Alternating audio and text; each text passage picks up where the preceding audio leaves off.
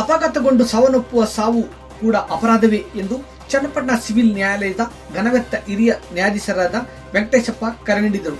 ಬೆಂಗಳೂರು ದಕ್ಷಿಣ ಜಿಲ್ಲೆಯ ಚನ್ನಪಟ್ಟಣ ನಗರದ ಸಾತ್ನೂರು ಸರ್ಕಲ್ನಲ್ಲಿ ಕಾನೂನು ಸೇವೆಗಳ ಪ್ರಾಧಿಕಾರ ಹಾಗೂ ಸಂಚಾರಿ ಪೊಲೀಸ್ ಠಾಣೆ ಆಶ್ರಯದಲ್ಲಿ ವಿವಿಧ ವಾಹನಗಳ ಚಾಲಕರಿಗೆ ಸಂಚಾರಿ ನಿಯಮ ಉಲ್ಲಂಘನೆ ಹಾಗೂ ಇ ಚಲನ್ ಬಗ್ಗೆ ಜಾಗೃತಿ ಶಿಬಿರವನ್ನು ಉದ್ದೇಶಿಸಿ ಮಾತನಾಡಿದರು.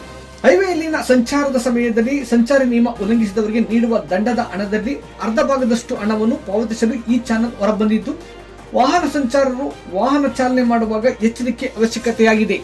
ಯಾವುದೋ ಪ್ರಕರಣವೊಂದರಲ್ಲಿ ಕೊಲೆ ನಡೆದರೆ ಅದರ ಸುತ್ತ ಅಪರಾಧ ಭಾವ ಇರುವುದೋ ಅದೇ ರೀತಿಯಲ್ಲಿ ಕೂಡ ಅಪಘಾತಗೊಂಡು ಸಾವನ್ನಪ್ಪುವ ಸಾವು ಕೂಡ ಕೊಲೆಯಂತ ಪ್ರಮಾದವೇ ಎಂಬುದು ಮನಗಾಡಬೇಕು ಎಂದು ತಿಳಿಸಿದರು.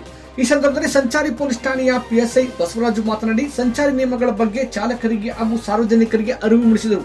ಈ ಸಂದರ್ಭದಲ್ಲಿ ಠಾಣೆಯ ಸಿಬ್ಬಂದಿಗಳಾದ ಬಸವರಾಜು ಉಳಿಮನಿ, ASI ಕಾಂತರಾಜ್, ಜಗದೀಶ್, ಮುತ್ತಪ್ಪಗೌಡ ಹಾಗೂ ಹಲವಾರು ಮಂದಿ ಹಾಜರಿದ್ದರು. ಸಿಗ್ನಲ್ ಜಂಪ್ ಮಾಡಿರ್ತೀರಾ, ಮತ್ತೆ ಹೈವೇಯಲ್ಲಿ ಹೋಗ್ತಾ ಇರ್ತೀರಾ, ಹೈವೇಯಲ್ಲಿ ಸ್ಪೀಡ್ ಎಷ್ಟು ಹೋಗ್ಬೇಕು ಅಷ್ಟು ಹೋಗ್ಬೇಕು, ಜಾಸ್ತಿ ಹೋದರೆ ಅದನ್ನು ಅಸಲ್ಸು ಅಲ್ವಾ, ಮತ್ತೆ ಹೆಲ್ಮೆಟ್ ಹಾಕಿರೋದಿಲ್ಲ, ಮತ್ತೆ ಕಾರ್ ಸೀಟಲ್ಲೇ ಪಕ್ಕದಲ್ಲೇ ಬೆಲ್ಟ್ ಹಾಕಿರಲ್ಲ, ದೂರ ಹಾಕಿರೋದಿಲ್ಲ, ಅವೆಲ್ಲ ರೆಕಾರ್ಡ್ ಆಗಿರ್ತವೆ ಕ್ಯಾಮ್ರಾದಲ್ಲಿ. ಇಂಥವೆಲ್ಲ ನಿಮಗೆ ನಿಮ್ಮ ಗಾಡಿ ಏನಿದೆ ಅದರಲ್ಲಿ ಎಲ್ಲ ಸ್ಟೋರ್ ಆಗಿರುತ್ತೆ. ನಿಮ್ಮ ಗಾಡಿ ನಂಬರಲ್ಲಿ ಸ್ಟೋರ್ ಆಗಿರುತ್ತೆ ಕಂಪ್ಯೂಟರ್. ನೀವು ಪೊಲೀಸ್ ಕೇಳಿದ್ರೆ ಹೇಳ್ತಾರೆ ನಿಮ್ಮ ಗಾಡಿಯಲ್ಲಿ ಏನೇನು ಇದೆ ಅದ್ರ ಪ್ರಕಾರ ನೀವು ಫೈನ್ ಕಟ್ಟಕ್ಕೆ ಬಂದರೆ ಅರ್ಧ ಅಮೌಂಟ್ ಕನ್ಸಿಸ್ಟು, 1000 ರೂಪಾಯಿ ಇದ್ರೆ ಆಯಿತು.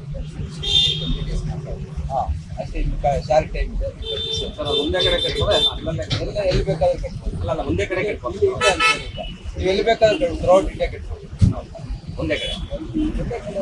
ಅಂದ್ರೆ ಈಗ ರಾಮನಗರ ಇರ್ತದೆ, ಈಗ ಮೈಸೂರಲ್ಲಿ ಕಟ್ಟಿ ಎಲ್ಲ ಅಲ್ಲೇ ಇರುತ್ತೆ. ನಾನೇ ಹೇಳ್ತಾ ಇರೋದು ಮೈಸೂರಲ್ಲಿ ಸಿಗ್ನಲ್ ಜಂಪ್ ಆಗಿರ್ತದೆ, ಚನ್ನಪಟ್ಟಣ ಕಟ್ಬೋದು. ಅಲ್ಲಿ ಎಂಟ್ರಿ ಆಗ್ಬಿಡುತ್ತೆ.